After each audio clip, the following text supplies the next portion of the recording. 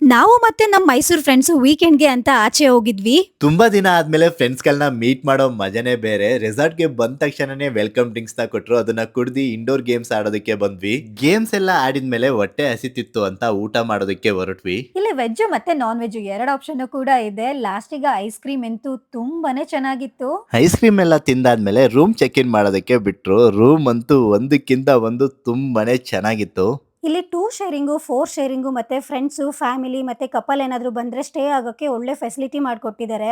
ಇನ್ನ outdoor activities ನಲ್ಲಿ archery ಮತ್ತೆ ಗನ್ ಶಾಟ್ ಮತ್ತೆ ಬುಲ್ ರೈಡ್ ಅಂತೂ ಸಖತ್ತಾಗಿತ್ತು. ನಮ್ಮ ಯಜಮಾನ್ರು ನಾನು ಆಡಲ್ಲ ಅಂದ್ರು ಕೂಡ ಈ ರಾಕೆಟ್ ಎಜೆಕ್ಟರಿಗೆ ನನ್ನನ್ನ ಕಳ್ಸಿದ್ರು. ತುಂಬಾ ಚೆನ್ನಾಗಿತ್ತು ಎಕ್ಸ್‌ಪೀರಿಯನ್ಸ್ ಅಂತೂ. ನನ್ನ ಹೆಂಡತಿ ಯಾವ ಗೇಮ್‌ನು ಆಡಲ್ಲ ಅಂತಾನೆ ಎಲ್ಲಾ ಗೇಮ್ಸ್‌ನು ಆಡಿ ಮುಗಿಸಿದ್ಲು. ವಾಟರ್ ಆಕ್ಟಿವಿಟೀಸು ಮತ್ತೆ ರೈನ್ ಡ್ಯಾನ್ಸ್ ಅಲ್ಲಂತೂ ಕುಂಡಿದ್ದು ಮೇಡಮ್ ಅವರು.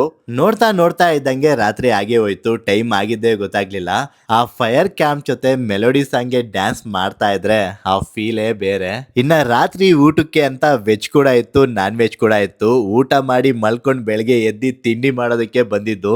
ಯಾಕೆ ಅಂದ್ರೆ ಇಲ್ಲಿ ಊಟ ತಿಂಡಿ ಎರಡು ಕೂಡ ತುಂಬಾನೇ ಚೆನ್ನಾಗಿತ್ತು. ಇಷ್ಟೆಲ್ಲ ಹೇಳಿದ್ಮೇಲೆ ಇಷ್ಟು ಸುಂದರವಾದ ಪ್ಲೇಸ್ ಯಾವುದು ಅಂತ ನೋಡ್ತಾ ಇದ್ದೀರಾ. ಇದು ಫಾರೆಸ್ಟ್ರಿ ರಿಟ್ರೀಟ್ ರೆಸಾರ್ಟ್. ನೀವೇನಾದ್ರೂ ಬೆಂಗಳೂರಿಂದ ಈ ರೆಸಾರ್ಟಿಗೆ ಬರಬೇಕು ಅಂದ್ರೆ 45 ಮಿನಿಟ್ಸ್ ಬೇಕು. ಮೈಸೂರಿಂದ ಏನಾದ್ರೂ ಬರ್ತಾ ಇದ್ರೆ 1.5 ಗಂಟೆ ಬೇಕಾಗತ್ತೆ. ನಿಮ್ಗೆ ಏನಾದ್ರೂ ಚಿಕ್ಕಮಂಗ್ಳೂರ್ ತರ ವೈಬ್ ಬೇಕು ಅಂದ್ರೆ ನೀವು ಈ ರೆಸಾರ್ಟಿಗೆ ಆರಾಮಾಗಿ ಬರ್ಬೋದು. ಇಲ್ಲಂತೂ ಫೋಟೋಸ್ ವಿಡಿಯೋಸ್ ಅಂತೂ ತುಂಬಾ ಚೆನ್ನಾಗಿ ಬರತ್ತೆ. ತುಂಬಾ ಎಂಜಾಯ್ ಮಾಡ್ತೀರಾ.